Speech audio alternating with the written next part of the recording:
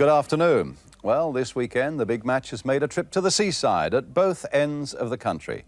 In the far northeast, the passing North Sea traffic, almost within hailing distance of Roker Park, where Sunderland face Queen's Park Rangers, and that's our feature match today. And then down on the south coast, the sun glinting off the sea as Brighton and Hove Albion face Manchester City in what's a very important second division game there. And we go to Scotland, a burst of goals from the Premier Division as Dundee United face St Mirren. First, though, to Roker Park, and things are looking up for Sunderland. They're having a good run, and in spite of torrential rain here in the northeast for almost 24 hours, a good crowd of 16,400 turned up for this match against Queen's Park Rangers. Commentator Martin Tyler. There's an extra edge to the Roker roar these days. The sense of expectation for these proud and knowledgeable supporters in the northeast, sharpened by a Sunderland run of just one defeat in their last 12 league and cup games. It's a new era for Sunderland under manager Len Ashurst, who's brought 9 new players to the club, 2 of whom, Gary Bennett and Clive Walker, return today. The former club captain, Ian Atkins, has been sold to Everton this morning, but for one face out, a new, though familiar one, is back. Stan Cummins named as substitute at the start of his second spell at Roker Park. Alan Mullery's respect for the competitiveness of the new Sunderland has meant changes in the Queen's Park Rangers midfield. Mike Fillery after injury and Gary Mecklewhite are recalled, and Gary Waddock, who reappeared in the Milk Cup on Tuesday, is back in the First Division for the first time since breaking an ankle in April. And the man in charge this afternoon is Norman Wilson from Morecambe in Lancashire. The Rangers kick off, and you have to go back to 1956 to find when Sunderland last finished a season in the top half of the First Division. Well, they're in 8th place today, which is one reason for the new optimism in these parts.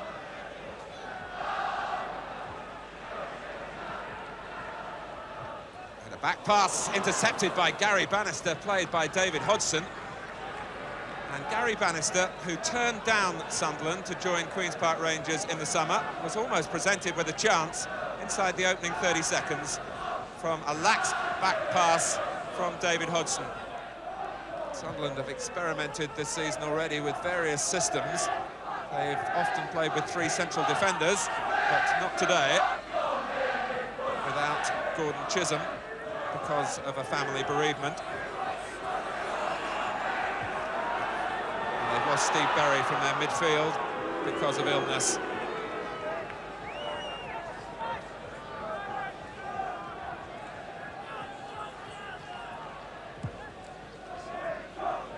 Parker kicking further from his hands over Bannister. Wild, pushed in the back by Fenwick. I think the Sunderland players didn't hear the whistle. There was an opportunity for the referee to play an advantage. Here's Pickering. Walker giving width on the left again. Neat play by Walker, and the dummy from Wild.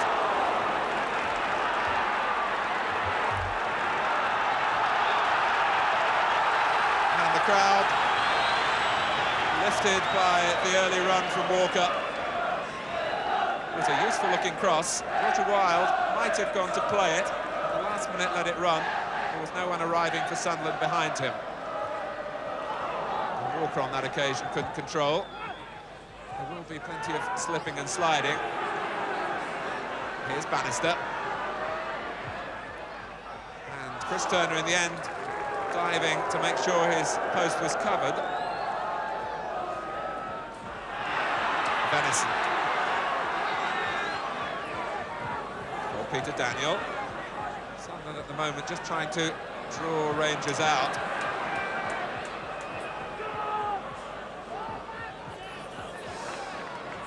Daniel. Wild couldn't change direction. Gregory. Foul and the booking on Elliott.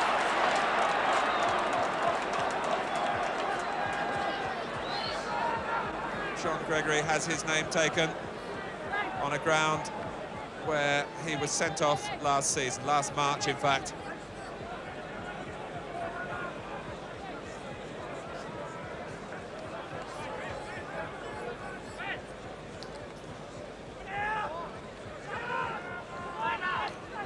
lunged in, Gregory, and was clearly late.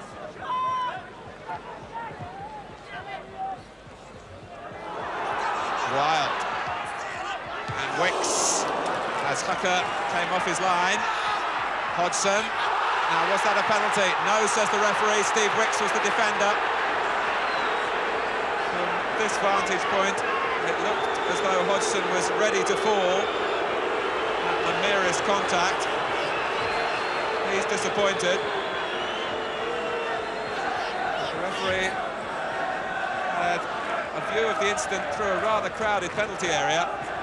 As Wicks went in, Hodgson went down, no penalty. Stainrod. Well, it was a fall that was pure vaudeville from the realms of knockabout comedy, but it's brought a free kick to Queen's Park Rangers. And you can hear what the crowd thought of the referee's decision. There's always a touch of the theatricals about Simon Stainrod's work.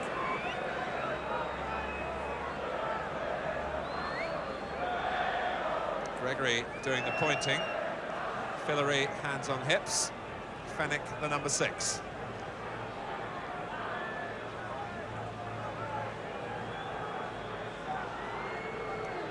So what can Queen's Park Rangers come up with here? Micklewhite over the ball. Wicks has arrived on the far post. Fenwick is there as well. Gregory takes, and Fenwick, and Stainrod. Terry Fenwick, well, Stainrod was finally denied. Terry Fenwick diving in. We'll remember that he settled this fixture last season, but with an own goal on that occasion. But his header was way off target, and Stainrod could make nothing of the ball as it broke loose. Good run by Hodgson. Wild gone to the near post. Wicks ahead of him. In fact, I don't think was aware of the presence of Roger Wild. A rather unnecessary corner conceded from the Queen's Park Rangers viewpoint.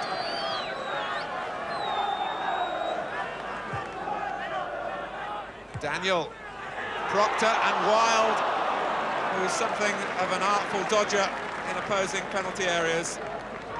That was typical Roger Wild, really.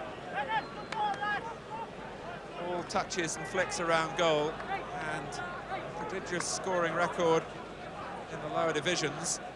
The back heel didn't quite come off for him then.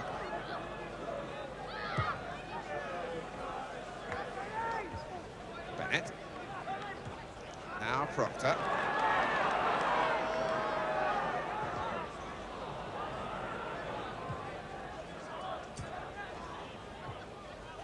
Gregory. And offside Waddock.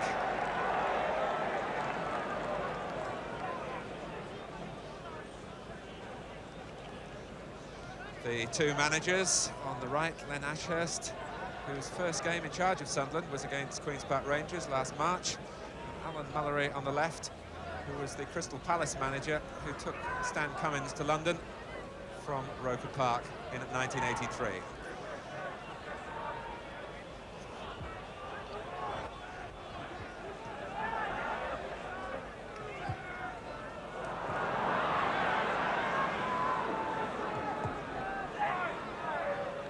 Fenwick.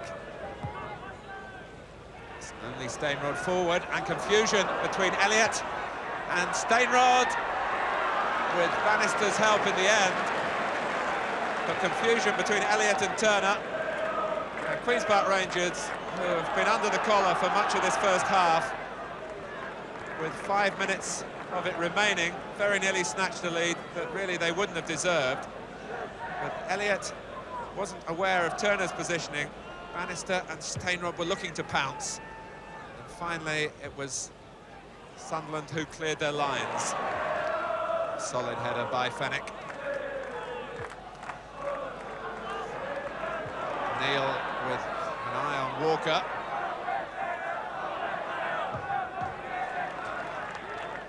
Queen's Park Rangers, of course, know all about Clive Walker. His days at Chelsea.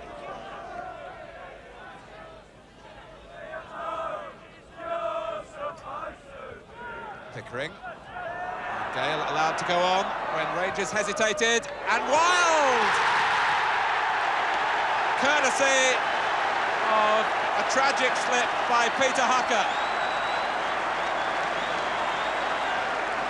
First of all, Rangers thought that Howard Gale was offside, but there was no flag. But even then, Hucker should have hung on. Roger Wild said, "Thank you very much."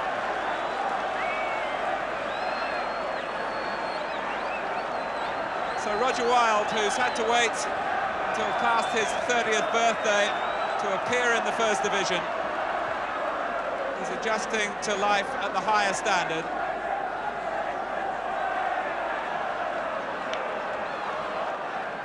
He came here for £15,000 from Sporting Lisbon, in fact, where he spent one season. But he'll not get an easier goal, whatever the level he plays. And Sunderland in front, 2 minutes from half-time.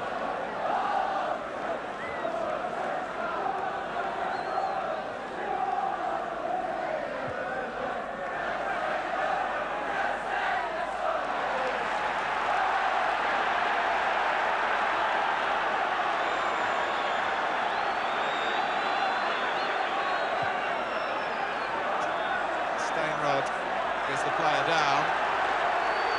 We're getting a fairly unsympathetic round from the Sunderland crowd. But the half-time whistle has gone meanwhile, and Sunderland go in with a lead that they've had to work really hard to get. It came from Roger Wild.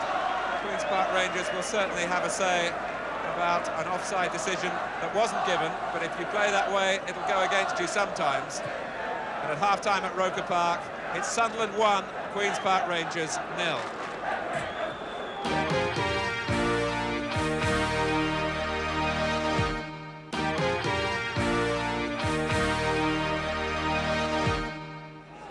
The crowd who'd been unsympathetic to Simon Stainrod as he went down right on the half-time whistle. See the Queen's Park Rangers striker out in full working order for the start of the second half. Sunderland attacking the goal to the left, 1 goal to the good. And here's Clive Walker.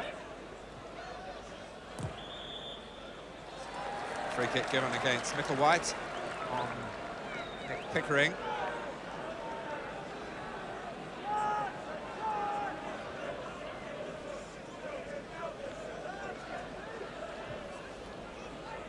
Daniel. Rangers look to push out again.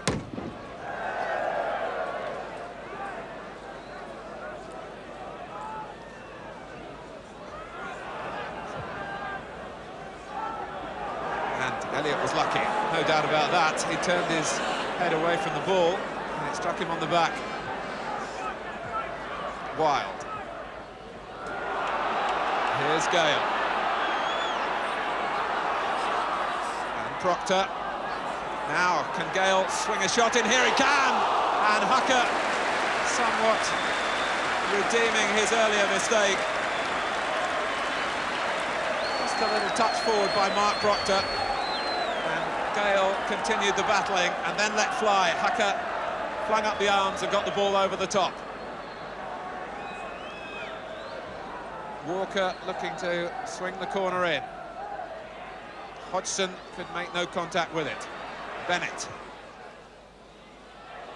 And it'll reach Walker again. He's got a better angle to play it in. Wild is there again. It's Roger Wild's goal, I think. Even he's not sure. They go to Walker, understandably, because it was old-fashioned wing play here. Get to the byline and get your cross in. That was the message. Now, what exactly happened was that Wicks, I think, met it with Wild.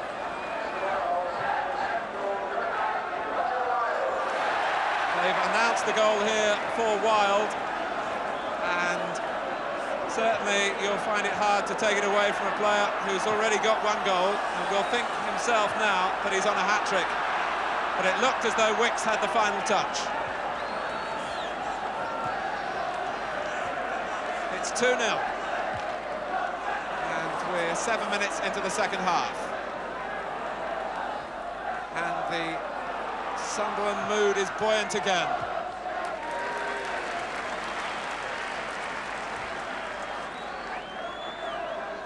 Chris Turner's rarely been challenged.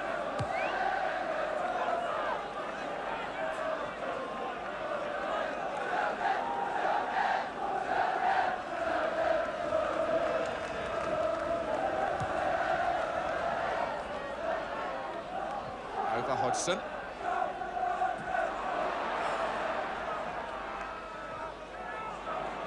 Stopped by Waddock, kept in play by Dawes, and Stainrod again holding the ball up well.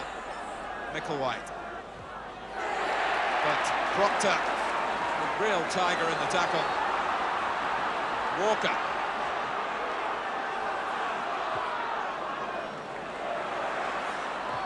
Now Bannister. The Rangers ship in danger of being sunk without trace at the moment, and it's Pickering.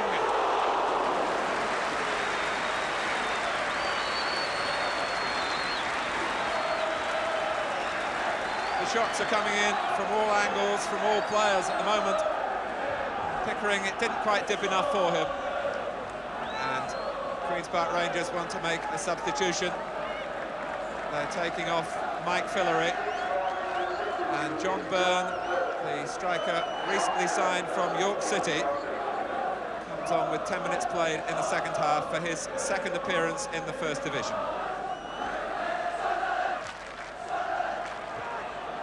Daniel, again Waddock, bit in.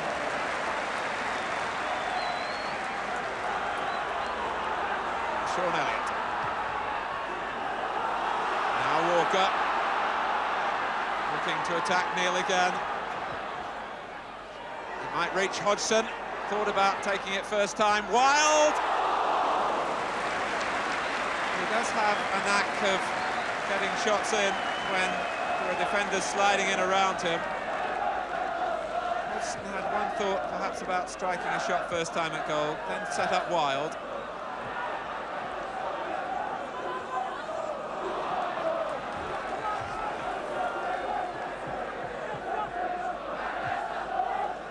Bannister.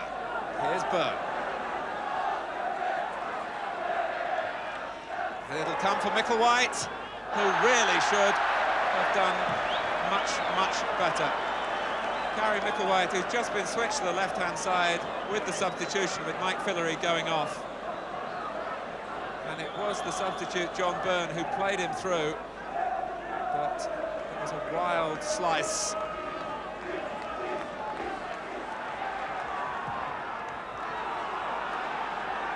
Dawes. Bennett. Sunderland keeping them at arm's length at the moment, but here's Byrne. He's done well. And Stainrod, Gregory is there. The ball's still in play, and Gregory's more concerned with arguing with the referee. Dawes has a shot. Waddock. And finally it's a goal kick. But in that scramble at the far post, John Gregory was certain that Queen's Park Rangers should have had a penalty. Good play by Byrne. And Stainrod was there. Now, there was a hand used, and Gregory saw it. I think by David Hodgson. No shortage of incident or talking point in this game. Proctor. Daniel. Here's Hodgson. And a probing run by David Hodgson. And a marvellous goal. What a week it's been for him. His first goal for the club in the Milk Cup on Wednesday night. And his first goal for them in the First Division. And what a splendid one too.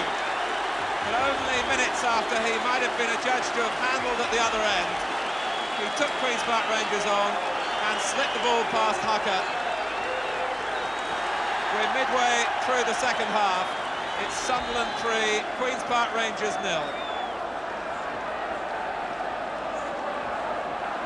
And 2 goals for David Hodgson in a week in which he's also celebrated his 24th birthday. Len Ashurst now down at touchline level on the extreme right of the Sunderland bench, talking to his coach Frank Burrows.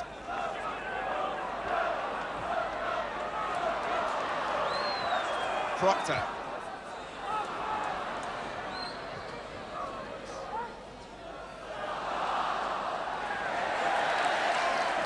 Sunderland's throw.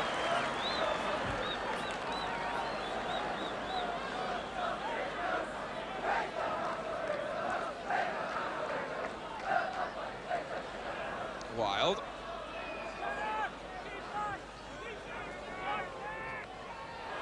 Gale is allowed to go on. Well, the linesman waved play on, but the referee overruled him and gave him offside. Howard Gale didn't seem too concerned, but the linesman clearly thought Gale was all right. The ball ends up in the Queen's Park Rangers net, but referee Norman Wilson rules no goal. And a big cheer now, which will greet the return of Stan Cummins. Spent almost 4 years here in his first spell. He's been away since the summer of 1983, and it's something of the return of the prodigal son. He left in rather acrimonious circumstances, but he's back in place now of Howard Gale, and given the last quarter of an hour.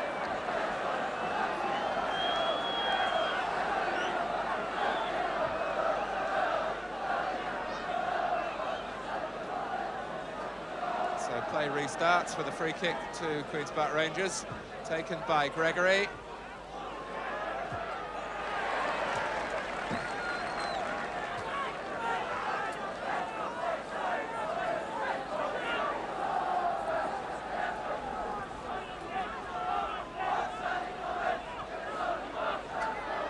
Burr has done well since coming on, and you can see why Alan Mullery has invested in the potential of John Byrne. He's only 23.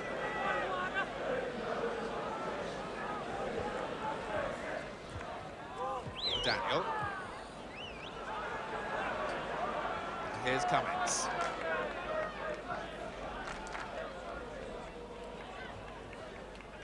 And again. Proctor and Wilde in the middle. Venison. Sunderland indulging in a spot of keeping the ball. Daniel, though, trying to change that with a purposeful break. And robbed of his first goal for Sunderland by the save of the match from Peter Hucker. Well, there was only one thought in Peter Daniel's mind when he got the ball, and that was to go forward, and the deflection was the reason that the save was so good. Off Wicks as the final whistle goes. Another step forward in the Roker revival.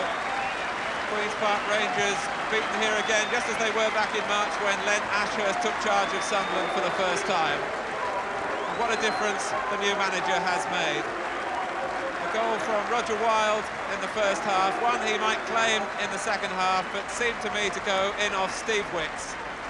And then the goal of the match from David Hodgson wrapping up the victory. The final score at Roker Park, it's Sunderland 3, Queen's Park Rangers 0. So the Roker run continues. One defeat now in 13 games and a win that has taken Sunderland to 7th in the First Division. They really look as though they mean business. Although Queen's Park Rangers travelled back south last night, convinced that they were denied a penalty when the score was 2-0.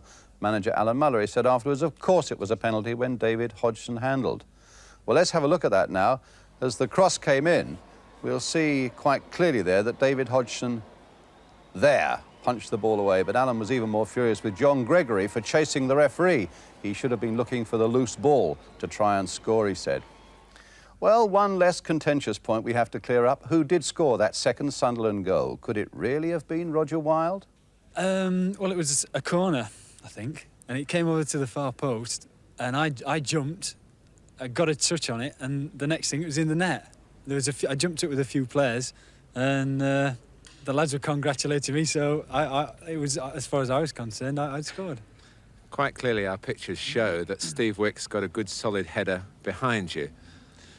Well, I definitely got a touch somewhere along the line, whether it was before or after he got a header in. But like I said to the lads, they were pulling my leg after the match, and I saw the game last week against Forest and Liverpool, and Ian Rush scored a goal which clearly went off the defender. So I mean, if Ian Rush can claim them, I'm going to claim them. I think there's no doubt that Len Asher says it's your goal already. Yeah, well, I've been fighting it in the dressing room, and I mean, if strikers do, that's the way. Well, Roger's quite a character, as you can see, but I'm afraid the slow-motion camera there does say quite clearly, own goal. I'm sure, though, that a little thing like that isn't going to stop Roger Wilde still saying, my goal. All right, coming next, Brighton against Manchester City from the second division, and from Scotland, goal action in plenty as Dundee United face St Mirren. That's coming your way after the break.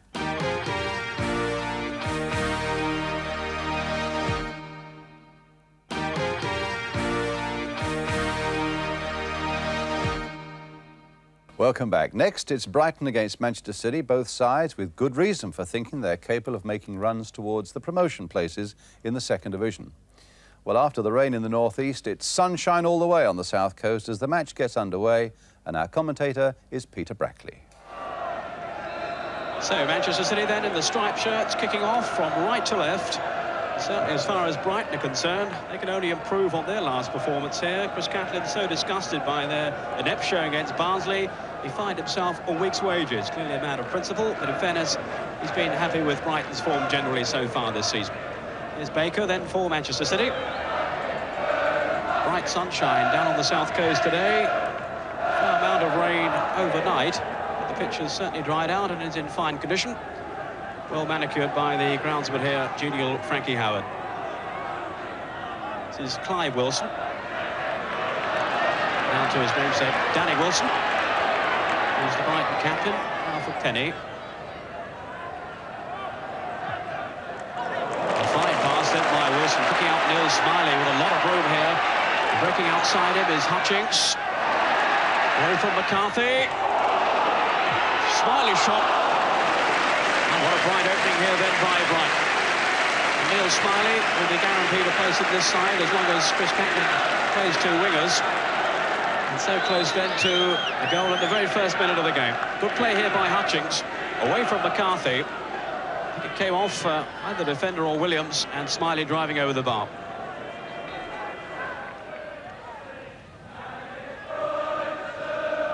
Cunningham's header for power.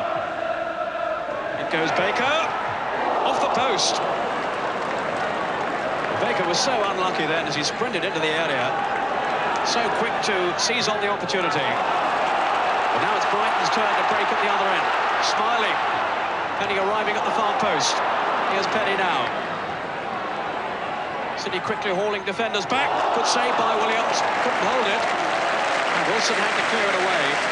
But action there at both ends. And a defiant save by Williams. Not Steve Penny.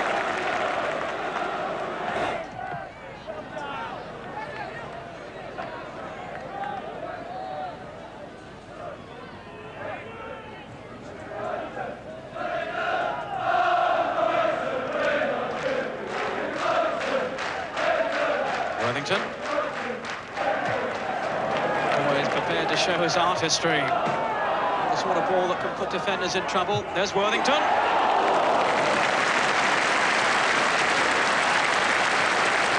He's a real character, is Frank Worthington. They certainly love him here. Turned up for a reserve match the other night with one of those wide brim hats, which created more attention than the match itself, I think.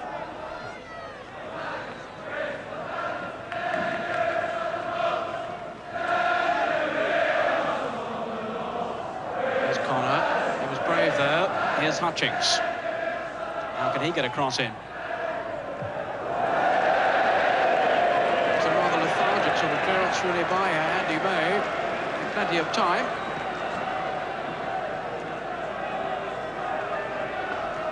It'll be Worthington with the corner. Flick on. Falls now there for Smiley. A chance perhaps squandered now. But here's Wilson. Smiley driving the shot in. well have come back off corner. So for the second time this afternoon, Terry Connor has perhaps prevented his side from scoring. Here we can see it again. Flick on there from Hutchings. Smiley driving the shot in. Indeed, it came back off Connor, who in fairness couldn't exactly get out the way.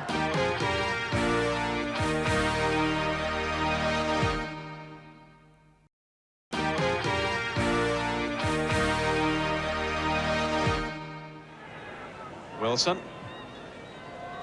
Off goes Cunningham. Pursued though by Eric Young. Not much has got past him so far.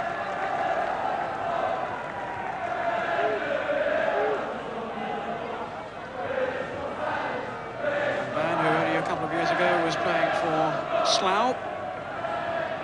Certainly making a name for himself now at Brighton. Here's Kinsey. Now for Wilson. Could be promising. Phillips, brilliant save. Brilliant save by Mosley. Well, he's been quite outstanding for Brighton this season. And you can see why with saves like that. City may not have finished yet. And Kinsey couldn't keep his shot down. But how quickly there Mosley responded to the shot from Phillips, who was virtually discarded by Brighton last season. He's won his place back again. Chris Catton has been delighted with his form. What a fight save that was. Off goes Kinsey. Cunningham. The first time ball by Smith. Kinsey's just kept it in play. If he can get across it now, there could be danger for Brighton here. There's Cunningham. Beckford was in there. Awful stick by Connor. Phillips couldn't quite apply the finishing touch. But it was Terry Connor, the striker, who almost committed the error of giving City a goal there. It's a game so far in which defenders have certainly outshone the attackers. Hutchings. Little flick by Worthington, almost sending Smiley through. Ryan, well then for Penny, it was a good ball from Ryan. O'Regan, shot wide. Well, his first full-league game of the season, and he could have crowned it there with a goal.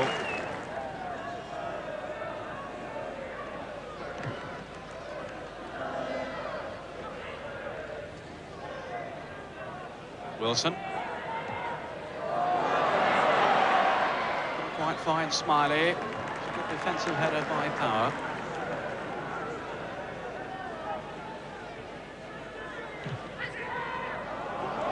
No flag. Smith is onside.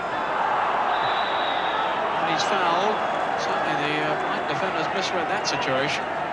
Gordon Smith was almost clear. The end was held back. So it's Brighton's turn to defend.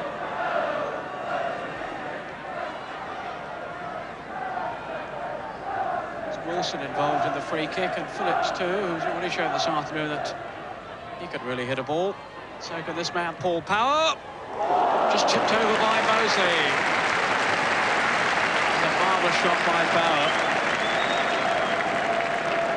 That's twice now that Mosley has denied Manchester City with a superb save, just tipping it over.